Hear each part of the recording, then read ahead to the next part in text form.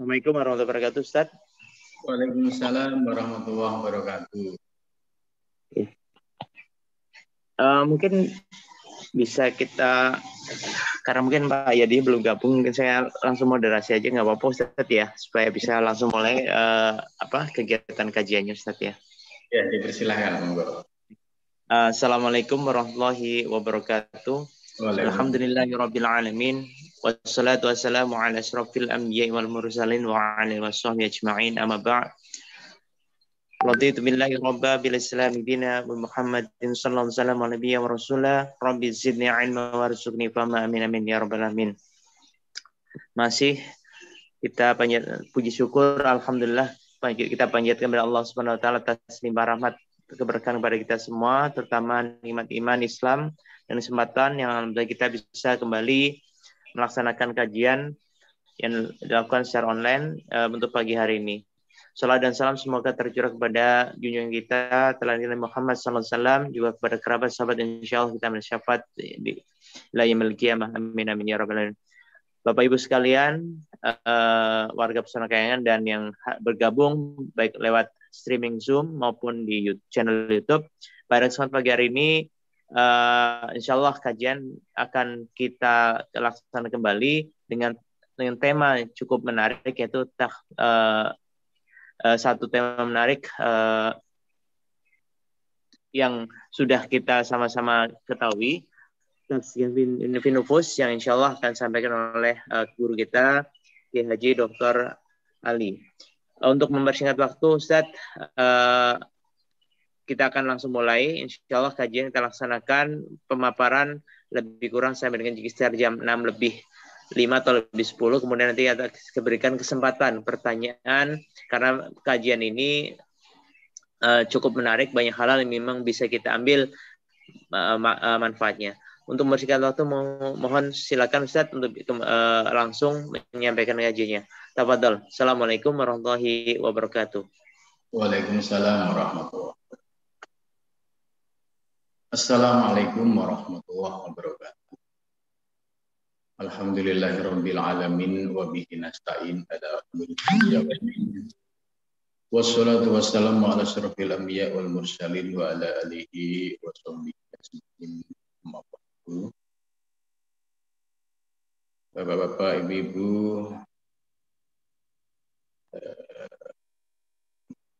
jamaah Masjid Al-Kautsar Pesona Kayangan yang sudah hadir dalam pengajian melalui Zoom meeting ini.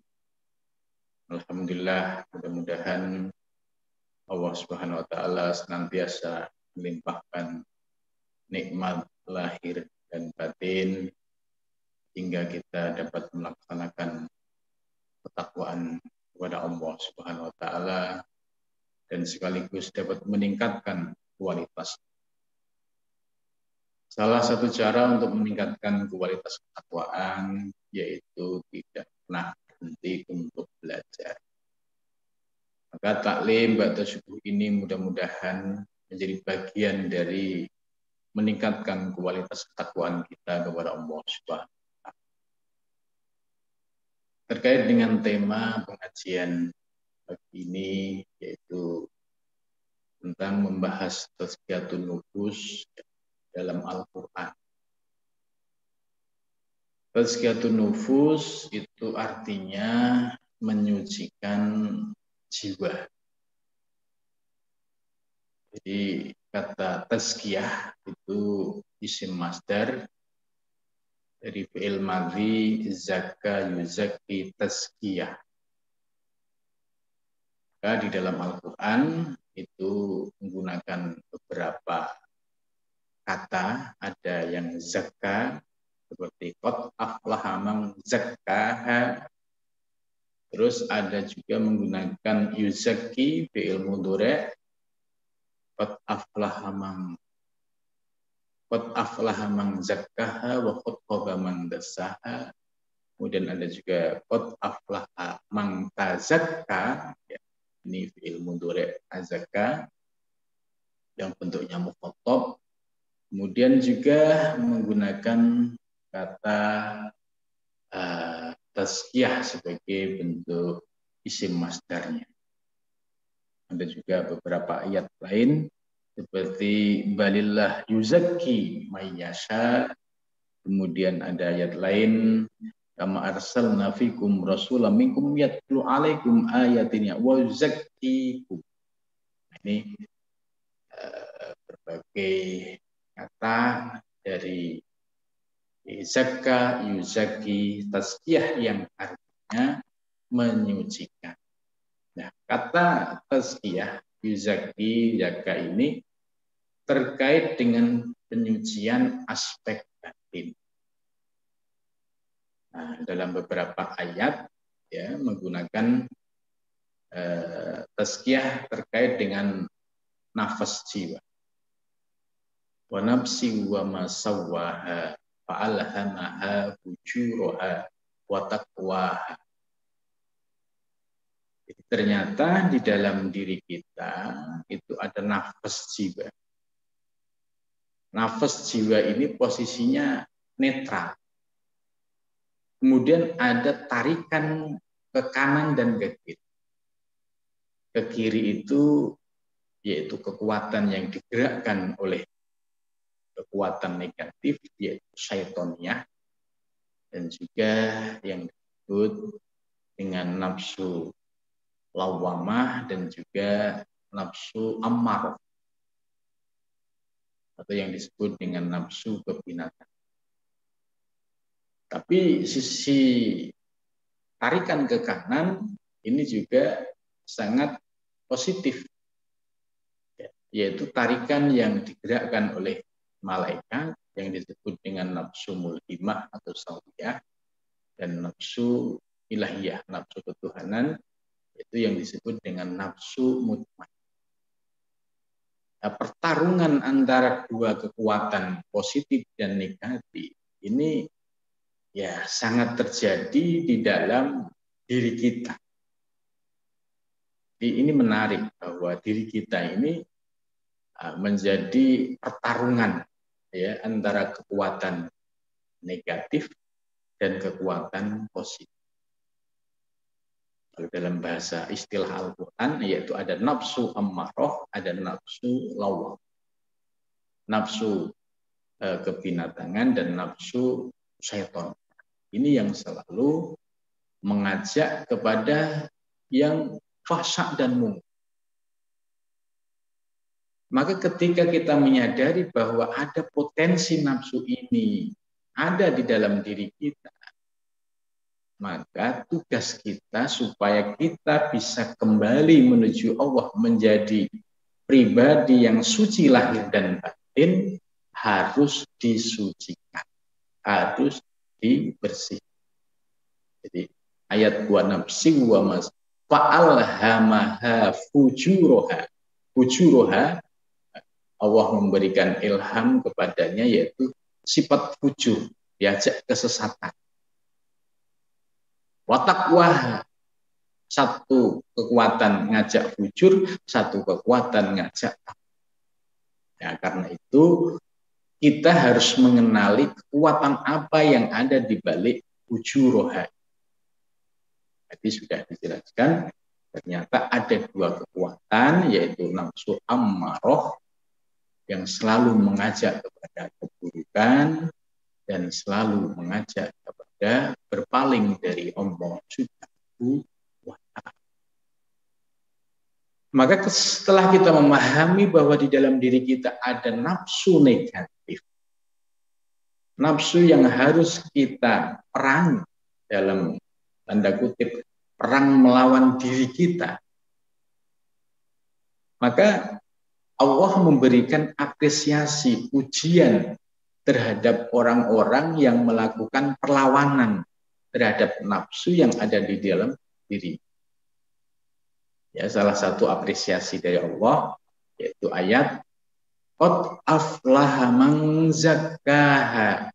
Sungguh telah beruntung, sungguh telah menang man orang-orang zakkaha yang telah berhasil menyucikan jiwa.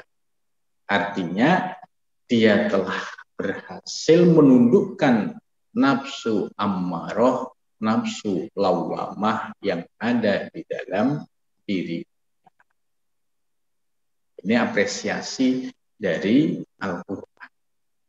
Nah,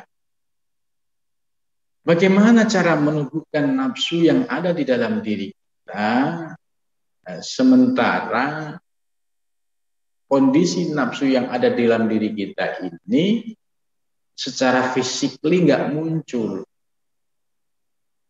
Kalau umat Islam pada zaman Nabi Muhammad SAW perang melawan kafir Quraisy itu jelas, musuhnya jelas, orang-orang kafir. Maka Rasulullah SAW setelah selesai perang Badar menyampaikan kepada para sahabat, roja'na ya min jihadil asghar ila jihadil akbar. Kita ini kembali dari perang kecil menuju perang besar. Terus apa itu perang besar ya Rasul? Rasulullah menjawab, jihadun nafsi, yaitu perang melawan hawa nafsu. Nah, hawa nafsu tadi sudah dipilah oleh Al-Quran, yaitu ada yang buruk, ada yang baik. Ya, terutama kekuatan ammaroh dan lawamah. Ammaroh itu kekuatan nafsu yang digerakkan oleh sifat-sifat hayawanat, sifat-sifat kebinatangan. Imam Ghazali memilah sifat kebinatangan ini, ada yang binatang buas, ada yang binatang ternak. Kita bisa melihat sifat-sifat binatang ternak. Itu kalau kita melihat satu contoh, misalkan kambing. Kambing itu orientasi hidupnya ya cari makan, setelah dapat makan kemudian cari lawan. Gitu. Jadi orientasinya nggak ada orientasi untuk ibadah. Manusia juga sama. Manusia yang masih dikuasai oleh nafsu ammaroh, orientasi hidupnya bisa hanya untuk mengenyangkan perutnya. Setelah perutnya kenyang, kemudian turunlah di bawah perut. Orientasi hidupnya hanya itu saja. Ya, tidak ingin mendekatkan diri kepada Allah, ya, tidak ingin berbuat baik kepada orang banyak. Maka orang-orang yang terjebak pada nafsu ini, ya mereka sulit untuk keluar. Kita bisa melihat ya banyak orang yang orientasi hidupnya hanya sebatas tadi, yaitu perut dan di bawah perut. Nah, ini yang sering disebut dengan orang-orang yang hidupnya itu hedonisme, hanya poya-poya. Ya. Hartanya banyak. Untuk kemaksiatan dia bisa mengeluarkan berapa saja. Tapi untuk ketakwaan, ini susahnya minta ampun. Nah, ini yang orang seperti ini masih dikuasai oleh nafsu yang disebut dengan nafsu ammaroh. Kemudian selain hedonisme, ya seperti materialistik. Ya, materialistik itu karakter orang yang orientasi hidupnya serba material. Jadi orientasinya itu harus materialistik, ya, pragmatis. Pokoknya kalau saya berbuat ini, saya dapat apa? Saya berbuat ini, untungnya apa? Selalu menggunakan logika akal, untung dan rugi. Padahal di sisi Allah Subhanahu wa Ta'ala itu sudah dijanjikan balasannya jauh lebih istimewa. Contoh misalkan kalau kita infak di jalan Allah, ya, misalkan dengan 1000, ya, ini sesuai janji Allah, itu bisa dilepat gandakan oleh Allah 700 kali lipat. Cuma untuk meyakini ini perlu keimanan. Tapi berbeda dengan orang yang masih dikuasai nafsu amar, yang hedonis, ya, kemudian materialis. Ini orientasi, ya saya dapat apa kalau mengeluarkan harta sekian untuk ke masjid, untuk pesantren? Dianggap tidak menguntungkan sama sekali. Nah, orang-orang yang masih terjebak pada nafsu ammarah inilah yang perlu dibersihkan. Sebab selama nafsu itu masih mendominasi dirinya, dia akan sulit keluar untuk menjadi pribadi insan yang bertakwa, yang mempunyai kesadaran orientasi untuk akhirat, itu sulit. Maka perlu disucikan, dibersihkan. Begitu juga karakter nafsu binatang, ada yang sifatnya sabuiyah, ya, binatang buas yang karakternya itu liar. Ya, dia terkadang tidak punya simpati terhadap sesama manusia. Ya, dia orientasinya itu yang penting untung rugi, kemudian memiliki karakter yang terkadang melalaikan sisi kemanusiaan. Nah, ini juga ada. Tidak ada kelembutan hati, ya, apalagi memiliki kepekaan sosial. Ini kalau orang-orang sudah masih dalam kungkungan nafsu yang amarah, ini sangat sulit sekali. Dia akan berpikir secara pragmatis. Maka sifat-sifat yang ini itu nyata di dalam diri kita. Maka oleh Al-Quran kita diberikan solusi supaya bisa terlepas dari nafsu ammarah yang tadi karakternya itu adalah hayawanat, binatang. Kemudian yang kedua, lawamah, karakternya itu adalah syaitoniyah. Syaitoniyah itu yaitu karakter setan yang muncul di dalam diri kita melalui bisikan-bisikan negatif. Ya, mau jamaah ditarik-tarik, jangan dulu, apalagi subuh gitu ya, cukup berat, nanti aja. Ini setan terus menghalangi diri kita. Giliran kita sudah bisa bangkit dari perangkap setan, misalkan subuh itu kan kalau orang yang masih belum mantep imannya itu kan maju mundur, ntar dulu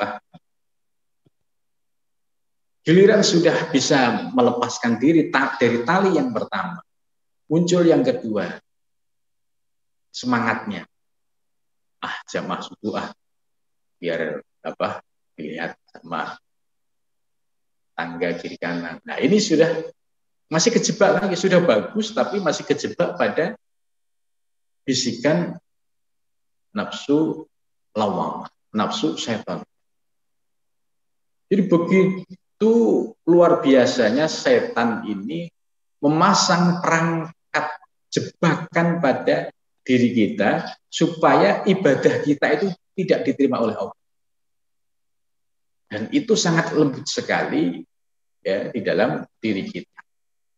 Ya, mulai dari melawan ngantuk, melawan males, ini sudah jihad. Kemudian yang kedua, membersihkan hati. Ketika melangkah mau ke masjid, niatnya harus lillahi ta'ala, tidak oleh niat apapun. Setan selalu bisikin. Nah, maka ketika muncul bisikan-bisikan harus dilawan.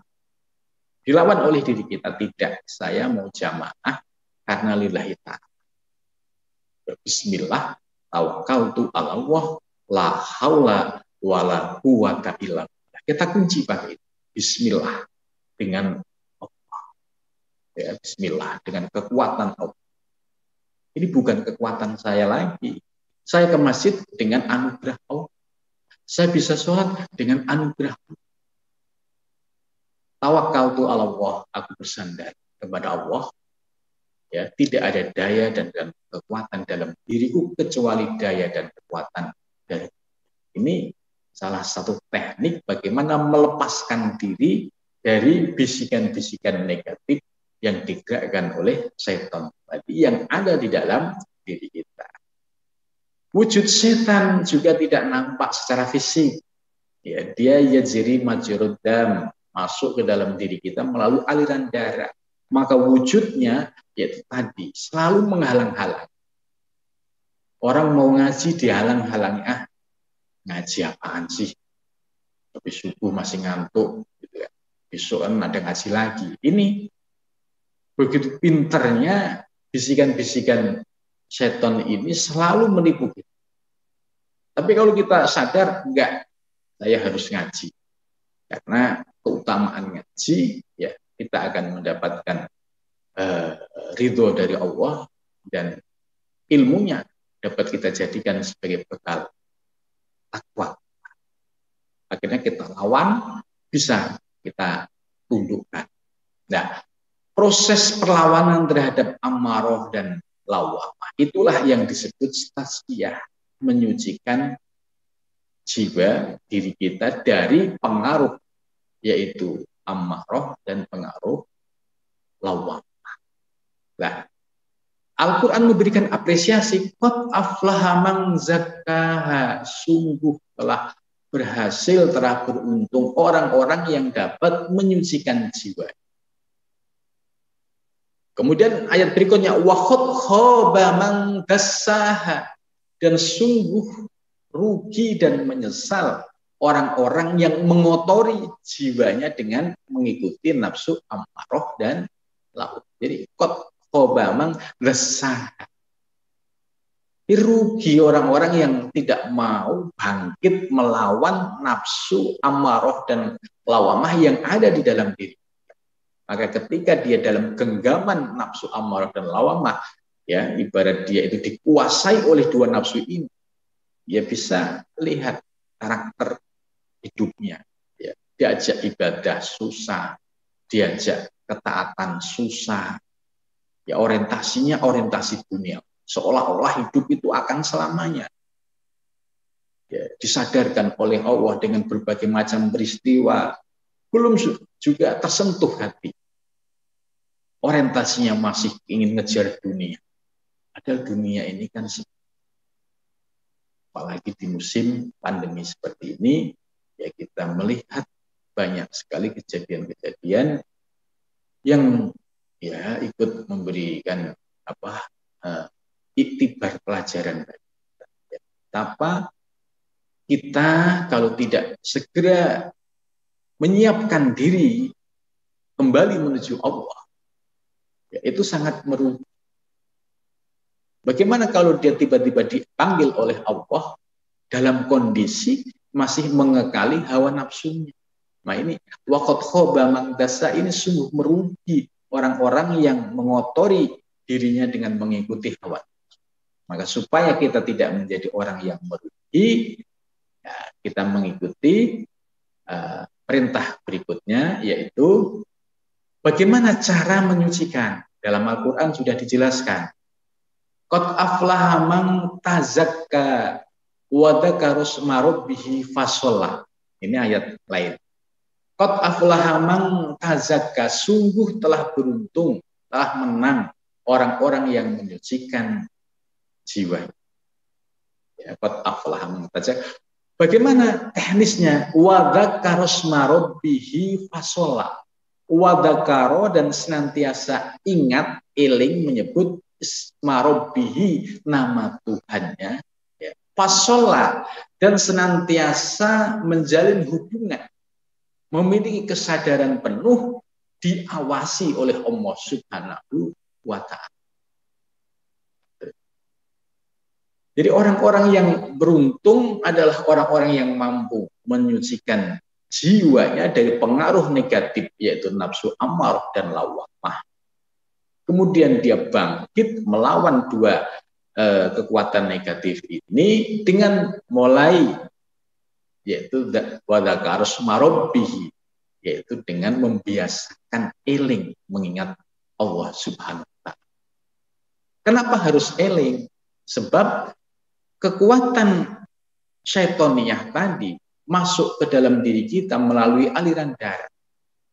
Maka kalau aliran darah yang ada di dalam diri kita ya, dipenuhi oleh kekuatan nafsu lawamah, nafsu syaitaniyah, maka berdampak pada munculnya bisikan-bisikan negatif.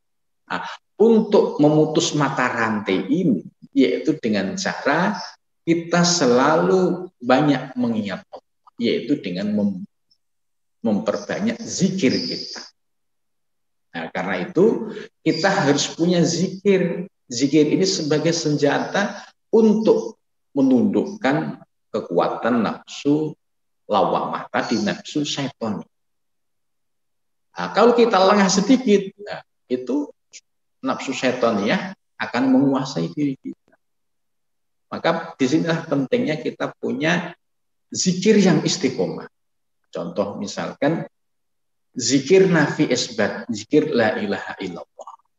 Ya, kita biasakan istiqomahkan misalkan habis subuh ya 100 kali atau 165 kali ya, dengan zikir yang dipahami maknanya seperti la ilaha illallah, la ilaha illallah, itu kan tidak ada Tuhan kecuali Allah, dihentakkan kepada hati ya.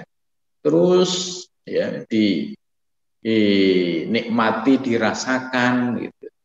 Ini lambat laun karena ini kalimat thayyibah yang kita ucapkan, kita hendakkan pada hati, maka akan muncul kekuatan-kekuatan positif yang bisa menundukkan atau mengalahkan kekuatan negatif yang ada di dalam diri. Tapi dengan catatan tadi istiqomah. Misalkan tadi la ilaha illallah, setiap habis sholat 100 kali, bagus. Ya.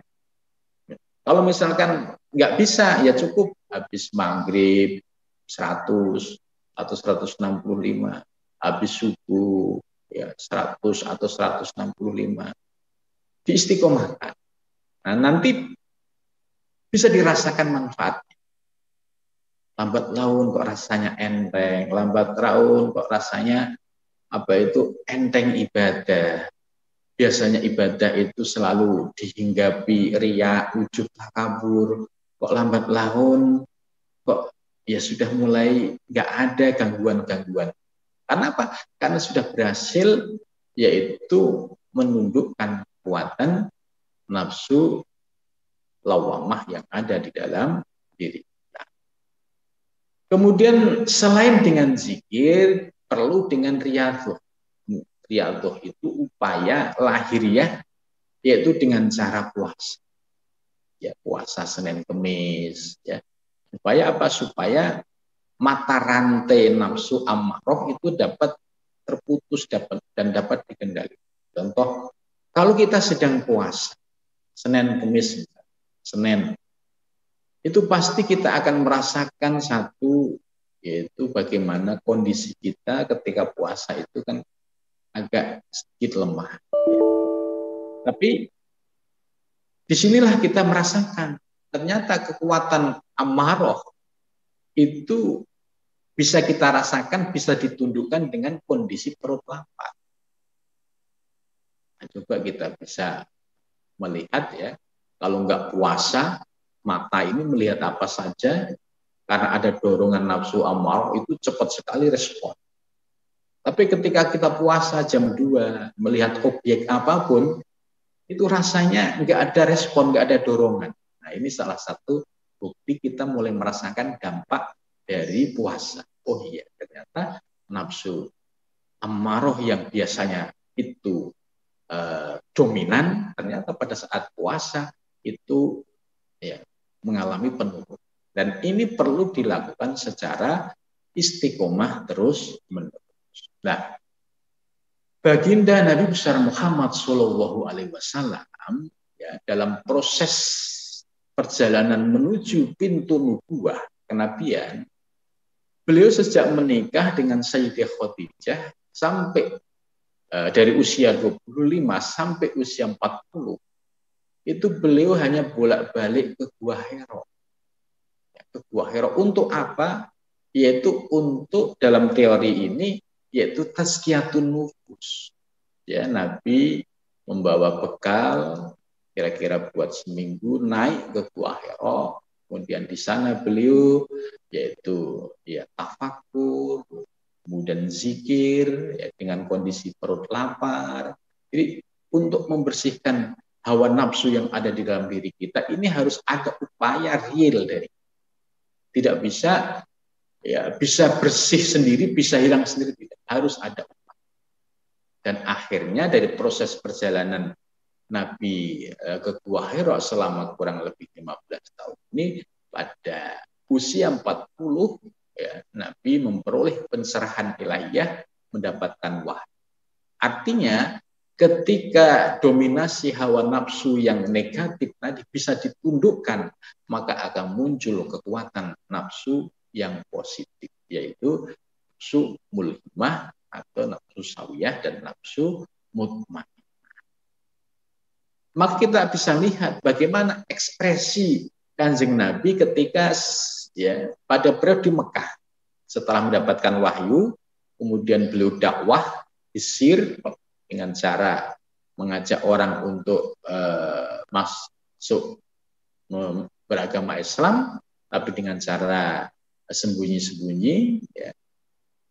Ini Nabi mendapatkan ujian dan cobaan yang luar biasa, caci maki, ya, lemparan kotoran unta, lemparan batu. Bahkan ketika di Taif, Nabi itu mendapatkan tindakan kekerasan dari orang-orang Taif itu yang luar biasa sampai mengucur darah segar dari Kanjeng Nabi Muhammad SAW. Tapi Nabi apa? Memiliki kesabaran yang luar biasa. Ya, diludahin Nabi sabar. Di Taif, diperlakukan seperti itu Nabi sabar. Bahkan mendoakan, Allahumma di qaumi ya Allah, beri petunjuklah mereka. Fa innahum la ya'lamun, karena sesungguhnya mereka tidak tahu. Di Mekah juga sama, ketika ada orang yang suka ngeludahin, tiba-tiba kok tumben ini nggak ada yang ngeludahin lagi. Nabi cari informasi siapa, didatengin, ya, doakan. Ini akhlak-akhlak yang mulia ini Nabi bisa muncul sebab proses tazkiyatun nufus, yaitu dari usia 25 sampai 40 ini Nabi sudah bisa menuntaskan terkait dengan penundukan hawa nafsu. Nah, Nabi saja yang terpilih, yang maksum, proses ini harus beliau lakukan. Karena apa? Nabi sebagai uswah, sebagai teladan. Nah, kita sebagai umatnya tentu ya kita sebagai umat yang biasa-biasa saja, tentu kita lebih banyak ya dikuasai oleh hawa nafsu, maka tentunya kita juga harus mengikuti apa yang sudah dicontohkan. Kita tidak harus seperti Nabi ke Gua Hira, tidak cukup mengamalkan puasa Senin Kemis, ya. Kemudian ditambah zikir yang istiqomah.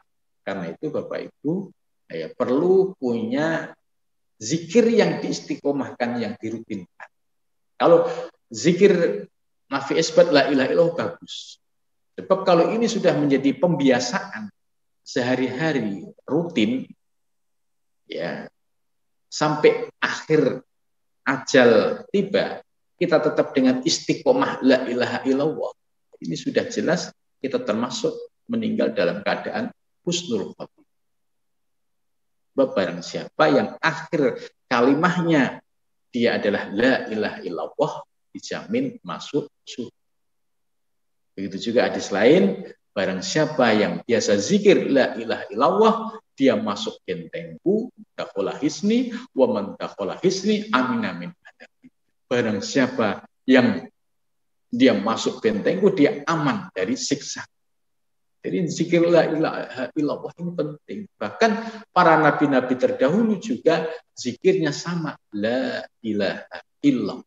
Afdhalu ma qultu ana wa nabiyuna. Sebaik-baik zikir yang aku praktekkan dan para nabi terdahulu yaitu la ilaha illallah. Jadi kalau kita sudah latihan, suatu saat itu ajal kita tiba, maka proses dari kebiasaan zikir ini akan refleks. Ya, pada saat sakaratul maut kita akan diberikan kemudahan enteng karena sudah menjadi kebiasaan. Tapi kalau orang yang jarang zikir, nggak pernah zikir, pada saat sakaratul maut tiba, ya, kemudian dibimbing anak istrinya untuk zikir. Kalau dia nggak ada kebiasaan, sulit. Maka kita bisa melihat ya ketika orang-orang yang sedang sakaratul maut itu tergantung dari kebiasaan. Kalau kebiasaannya ahli zikir, enteng refleks. La ilaha illallah. Tapi kalau zikir Pak, zikir Bu, karena nggak terbiasa, lidahnya terkunci. Nah, ini pentingnya Bapak Ibu harus membiasakan zikir. Kemudian ada juga zikir ismudzat, Allah ya, untuk mengisi kekosongan ya dimanapun kita berada, hati kita selalu dibiasakan zikir Allah. Selalu ingat Allah, selalu ingat Allah ya. Kita di kantor ingat Allah ya, di jalan ingat Allah, dimanapun kita terus latihan untuk selalu ingat Allah. Sebab kalau kita bisa ingat Allah dimanapun kita berada, maka akan muncul yaitu kesadaran ihsan, yaitu kita sadar diawasi oleh Allah, dan teristimewa lagi kalau kita bisa ya antarohu, bisa menyaksikan. Nah, proses penyucian tadi itu sudah dari sejak zaman nabi-nabi terdahulu, Nabi Muhammad, dan juga sampai zaman sekarang. Nah, terkait dengan zaman sekarang, Al-Quran juga sudah memberikan pesan, yaitu dalam ayatnya, kama arsalna fikum rasulan, sebagaimana aku telah utus fikum di antara kalian, di antaramu. Rasulan, di sini kata rasul tidak menggunakan al, makrifah. Berarti artinya umum. Rasulan itu ya utusan, minkum dari lingkunganmu. Yatlu alaikum ayatinya, mereka ini membacakan kepadamu ayat-ayat kami, yaitu dasar argumentasinya yang diajarkan itu berdasarkan Quran dan hadis. Ini ayatlu alaikum ayatina. Wa yuzakkikum, dan orang ini mengajarkan untuk menyucikan jiwa kita. Wa yu'allimul kitab, dan orang ini mengajarkan kepada kita juga tentang Alkitab, yaitu berpegang kepada Al-Quran dan Al-Hadis. Wal hikmah. Hikmah itu yaitu ilmu-ilmu kemakrifahan, ilmu-ilmu tentang ketuhanan. Wa yu'allimukum ma lam takunu ta'lam. Nah, ini menariknya ayat ini menggunakan kata rasulah. Kami telah mengutus di antara kamu, yaitu utusan. Nah, rasul di sini memiliki makna universal, bukan rasul yaitu kepada para nabi dan rasul, tapi rasulan ini nakiroh yang punya makna umum, yaitu warasatul anbiya, yaitu penerusnya, pewarisnya para nabi. Siapa pewarisnya para nabi? Yaitu para ulama. Ulama yang mana? Ulama yang tadi konsisten mengajarkan kita dengan membaca Al-Quran, mengajarkan kita untuk menyucikan batiniah kita, mengajarkan kita untuk berpegang pada Al-Quran dan Al-Hadis, dan juga wal hikmah, mengajarkan kemakrifahan, yaitu mengajarkan untuk mengenal diri dan mengenal Allah Subhanahu wa Ta'ala. Jadi kata rasulan di sini memiliki makna yang terbuka, yaitu al ulama warasatul anbiya. Terus siapa ulama warasatul anbiya? Yang kriterianya tadi ya, yaitu wa yu'allikum yatlu alaikum ayatin. Pegangannya, rujukannya ayat Al-Qur'an. Wa yuzakkikum, dan ngajak kamu untuk menyucikan kotoran-kotoran batiniah. Kemudian mengajarkan kepada isi-isi pada Al-Quran dan Al-Hadis, dan juga mengajarkan al-hikmah, yaitu ilmu-ilmu kemakrifahan, ilmu-ilmu tentang pengenalan kepada Allah. Sebab kita dulu ketika masih di alam arwah, kita sudah makrifah, sudah mengenal Allah. Kemudian kalau ketemu ustadz kok yang menyadarkan kita supaya eling pada Allah, supaya memiliki kesadaran bahwa Allah Subhanahu wa Ta'ala itu adalah yang menciptakan kita, punya kesadaran tentang alam semesta ini secara hakikat ini tidak ada lain adalah sebagai ciptaannya. Ya, terus didorong untuk menjadi orang yang mengenal Allah. Lah, ciri-ciri ustadz atau kiai yang demikian inilah yang sesuai dengan kriteria dalam ayat. Ya, mudah-mudahan kita senantiasa mendapatkan bimbingan dari Allah ya untuk menjadi pribadi yang selalu melakukan tazkiyatun nufus, yaitu penyucian lahir dan batin, sehingga kita akan mendapatkan anugerah al-hikmah, yaitu anugerah ilmu kemarifahan, ilmu yang dapat mengenalkan diri kita kepada Allah. Terima kasih. Mudah-mudahan pengajian pagi ini membawa manfaat. Dipersilahkan barangkali ada pertanyaan. Terima kasih Ustadz Ali atas pemaparannya terkait dengan tazkiyatun nufus. Ada beberapa yang sudah saya pribadi catat, yaitu pertama adalah by default sebenarnya manusia sudah Allah equip dengan beberapa hawa nafsu, amarah, lawamah, dan lagi. Namun demikian, tugas kita adalah untuk mengendalikan semuanya, tidak untuk menghilangkan, karena memang demikianlah fitrah manusia. Nah, bagaimana kita mengendalikan tadi harus dengan usaha-usaha, diantara adalah istiqomah dalam melakukan beribadah, zikir, dan riyadhah utama misalnya puasa, karena dengan puasa tadi dan melaksanakan zikir, insya Allah kita bisa mengendalikan hawa nafsu, dan insya Allah kita akan mendapatkan manfaat pada saat kita melakukan zikir secara istiqomah. Yang terakhir tadi, bagaimana caranya Allah dalam Al-Quran juga telah disebutkan Allah telah mengutus Rasul dalam arti yang universal untuk yang selalu mengajak kita sesuai dengan tuntunan Al-Quran dengan ilmu dan untuk mengenal ketuhanan, yaitu melalui para ulama. Dan yang terakhir adalah kita selalu berharap untuk mendapatkan bimbingan dari Allah sehingga kita mendapatkan anugerah dalam rangka mengendalikan hawa nafsu sehingga kita menjadi manusia yang betul-betul bertakwa. Bapak Ibu sekalian, kami persilakan untuk bisa menyampaikan beberapa pertanyaan kepada guru kita, Dr. Kiai.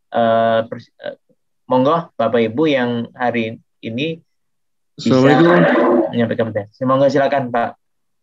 Assalamualaikum Pak Kiai. Waalaikumsalam warahmatullahi wabarakatuh. Mau tanya Pak Kiai terkait dengan ini mungkin agak sedikit lenceng ya. Pertanyaan terkait dengan di masa pandemi ini kan banyak kita semua mengalami rasa khawatir, was-was, di mana itu juga salah satunya adalah bentuk dari bisikan setan. Mohon pandangan Pak Kiai mengenai hal ini Pak Kiai, dan ya seperti apa kondisi yang dialami saat Rasulullah, saat zaman Rasulullah. Karena kita selalu mengacu pada zaman terdahulu saat itu, saat juga mengalami hal yang sama, pandemi mungkin jauh lebih ekstrim daripada saat ini. Mohon dapat dibantu penjelasan Pak Kiai. Ya, terima kasih. Ya, ini pertanyaan bagus sekali. Di masa pandemi ini banyak sekali orang yang resah, gelisah, tapi melihat juga ya kiri kanan kita yang tiba-tiba meninggal dunia. Saya melihat, menyaksikan bagaimana kesedihan keluarga. Ini juga suatu ujian yang luar biasa dari Allah. Prinsip kita harus berpegang pada firman Allah. Ma asoba min musibatin illa bi'idznillah. Tidak ada musibah ya di dunia, baik yang sifatnya global maupun individual, itu semua atas izin Allah. Ini secara keyakinan harus kita tanam. Jadi jangan sampai kita goyah dulu bahwa apapun kejadian yang ada di alam semesta, baik yang sifatnya itu global seperti pandemi dan individual terkait dengan nasib kita masing-masing, ini sudah ada dalam ketetapan Allah dan sudah dicatat di dalam kitab Lauhil Mahfuz pada zaman azal. Ini supaya kita punya keyakinan dulu. Nah, kemudian yang kedua, upaya lahir dan batin. Upaya lahir ya kita menjaga prokes dengan baik, tidak beraktivitas sementara dulu, karena penyebarannya adalah melalui hubungan antar manusia dan kita ya rutin memakai masker sebagai upaya preventif. Nah, kemudian kita juga menjaga dengan kebersihan. Nah, ini sebagai upaya secara lahir. Karena hifdzun nafas, menjaga jiwa, itu juga bagian dari hal yang prinsip di dalam agama. Nah, ketika upaya lahir ini sudah kita lakukan, sekarang upaya batin. Upaya batin yang pertama, iktikad kita jangan sampai goyah, bahwa apapun yang terjadi di alam semesta sudah ditetapkan oleh Allah. Maka kita hanya berikhtiar secara lahiriah dan bertawakal, pasrah kepada Allah. Pasrah kita supaya tidak muncul keakuan di dalam diri kita. Andaikan kita diselamatkan oleh Allah, ya alhamdulillah. Tapi seandainya ada yang terkena, itu bisa mengembalikan kepada Allah. Tidak muncul kegelisahan yang berlebihan. Sebab kalau sampai kita tidak bisa mengembalikan ujian ini kepada Allah, ini kegelisahan, ini semakin liar, akhirnya ujung-ujungnya kita protes kepada Allah, kita tidak ridho dengan ketetapan Allah. Ini yang bahaya dari sisi akidah. Pokoknya yang penting lahiriah sudah kita lakukan, kita pasrah kepada Allah, ya kita mohon keluarga kita, lingkungan kita diselamatkan oleh Allah. Tapi seandainya ada yang terkena, tetap bisa mengembalikan kepada Allah. Allah yang maha menyembuhkan, Allah yang maha segala-galanya. Kalau seandainya ada yang sudah wafat, ini bisa menjadi pelajaran kepada kita. Berarti yang masih hidup bisa ini sebagai iktibar pelajaran supaya kita bisa mempersiapkan diri lebih baik lagi. Kalau yang sudah wafat dalam kondisi wabah, mudah-mudahan mereka termasuk orang-orang yang mati syahid, mendapatkan anugerah ridho dari Allah Subhanahu wa Ta'ala. Nah, kemudian selanjutnya upaya lahir tadi sudah batin, ya.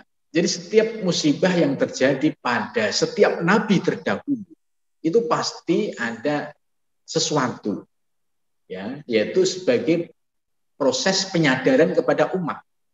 Ya, itu nabi-nabi terdahulu semua polanya sudah seperti itu. Nah, sekarang ada musibah yang bersifatnya global. Ini berarti ada kesalahan kita. Mungkin banyak sekali orang-orang sekarang yang merasa hebat dengan teknologi, merasa hebat dengan hartanya. Banyak orang yang melupakan Allah. Ditegur dengan wabah yang sangat kecil, yang tidak terlihat, tapi meresahkan penduduk seluruh dunia. Ini salah satu cara Allah untuk mengingatkan. Bagi yang kemarin, yang hidupnya masih hedonis dan sebagainya, dengan musibah ini akhirnya bisa menjadi jalan untuk kembali kepada Allah. Dengan mempersiapkan diri dengan sebaik-baiknya. Kita kembali kepada Allah pasti. Soal kapan waktunya kita tidak tahu. Cuma ketika sudah punya kesadaran, saatnya kita memperbaiki diri sebelum kita dipanggil oleh Allah, ini yang istimewa. Nah, cara praktis yang kita lakukan ketika ada musibah seperti ini, ya biasakan zikir istighfar.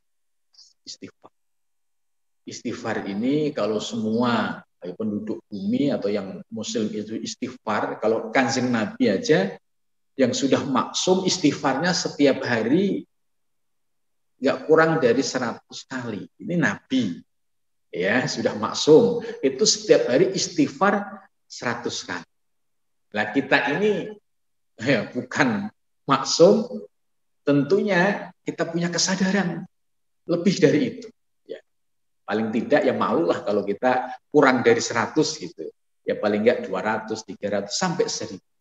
Istighfar yang dihayati, yang dipahami maknanya.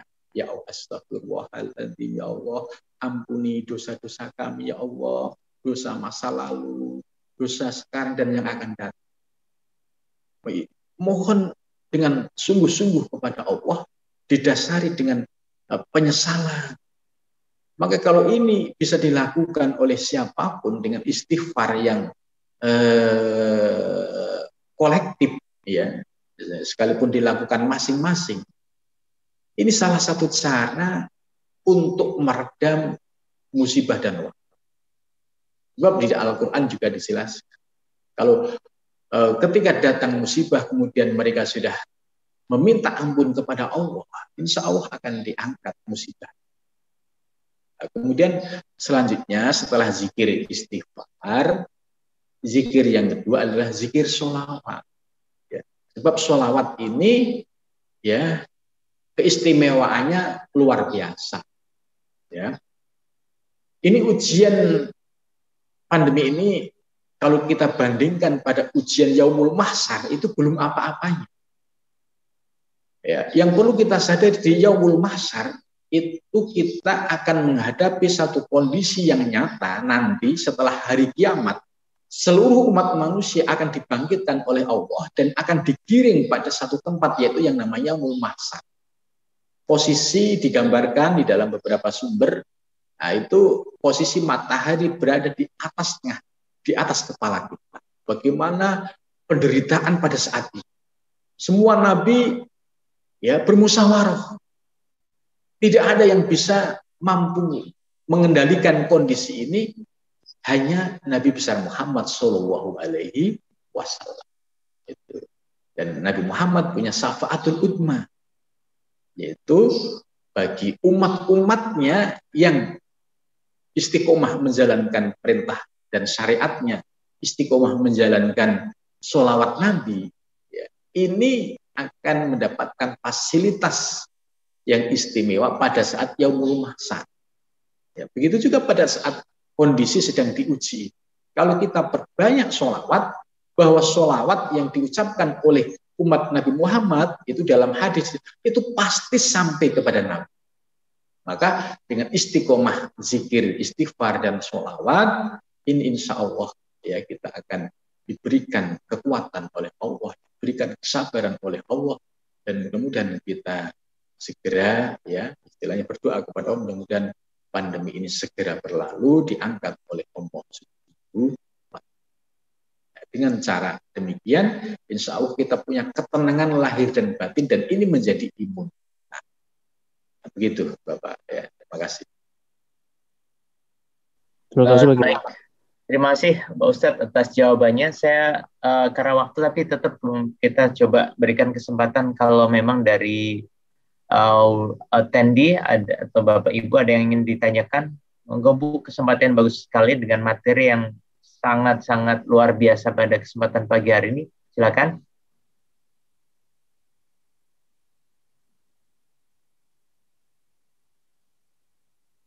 Masih ada?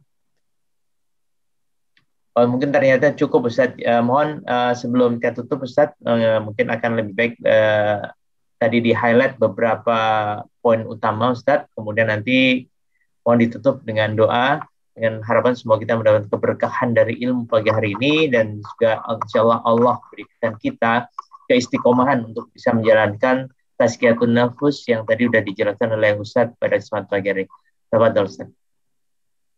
Ya mudah-mudahan kita semua diberikan kekuatan lahir dan batin oleh Allah Subhanahu wa Ta'ala dalam menghadapi pandemi ini, dan sekaligus ini sebagai panggilan Allah kita untuk takarrub, untuk mendekatkan diri kepada Allah.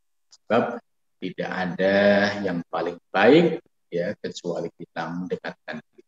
Ni'mal abdu inna Allah. Sebaik-baiknya hamba adalah hamba yang senantiasa kembali kepada Allah. Sebab ketika kita sudah kembali kepada Allah, maka dosa kita pada masa lalu itu akan diampuni oleh Allah Subhanahu wa Ta'ala. Prestasi hidup yang istimewa hanya satu, yaitu bisa kembali kepada Allah dengan husnul khotimah. Mudah-mudahan kita semua mendapatkan anugerah husnul khotimah. Mari kita doa bersama. Bismillahirrahmanirrahim. Alhamdulillahirabbil alamin. Hamdan yafi ni'amahu wa yafi mazidah. Ya Rabbana lakal hamdu kama yanbaghi li jalali wajhika wa 'azimi sultanik. Allahumma shalli ala sayyidina Muhammad salatan tunjina biha min jamil ahwali wal afat wa taqbilana biha jami'al hajat wa tuhirna biha min jami' sayyi'at wa tarfa'una biha indaka ala darajat wa tubalikna biha asal ghayat min jamil khairat fil hayati wa badal mamat Allahumma sholli sholatan kamilatan wa sallim salaman tama ala nabiyyi Muhammad tanhalu bil uqadu wa tanfariju bil qurabu wa tukhdu bil hawaij wa tunalu bir ragaibu wa husnul khawatim mustaqil ghamam yazil karimi wa ala alihi wa sahbihi bi adadi kulli maklumin lak. Allahumma sholli ala sayyidina Muhammad al-fatih lima ughliqa wal khatimi lima sabaqa nasiril haq bil haq wal hadi ila siratikal mustaqim wa ala alihi wa mu'minil adim. Allahumma sholli ala Muhammad wa ala Muhammad bi adadi kulli da'in wa dawa'in. Allahumma sholli ala Muhammad wa ala Muhammad bi kulli da'in wa dawa'in.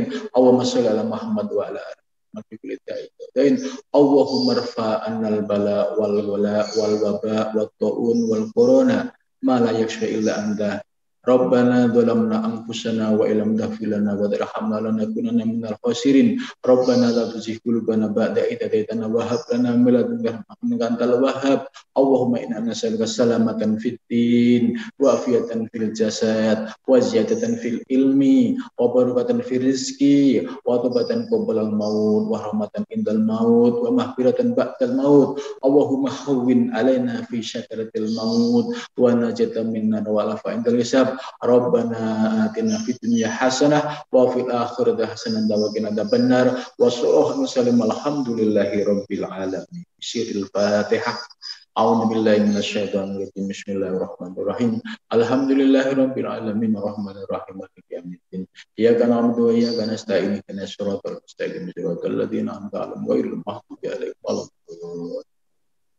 Terima kasih, mudah-mudahan Assalamualaikum warahmatullahi wabarakatuh. Waalaikumsalam warahmatullahi wabarakatuh. Makasih Ustadz atas ilmunya. Insyaallah kita mendapat keberkahan. Mohon maaf kepada Bapak Ibu sekalian atas kurangannya. Kami tutup dengan doa kafaratul majlis. Subhanakallah bihamdika asyhadu an la ilaha illa anta astaghfiruka wa atubu ilaik. Assalamualaikum.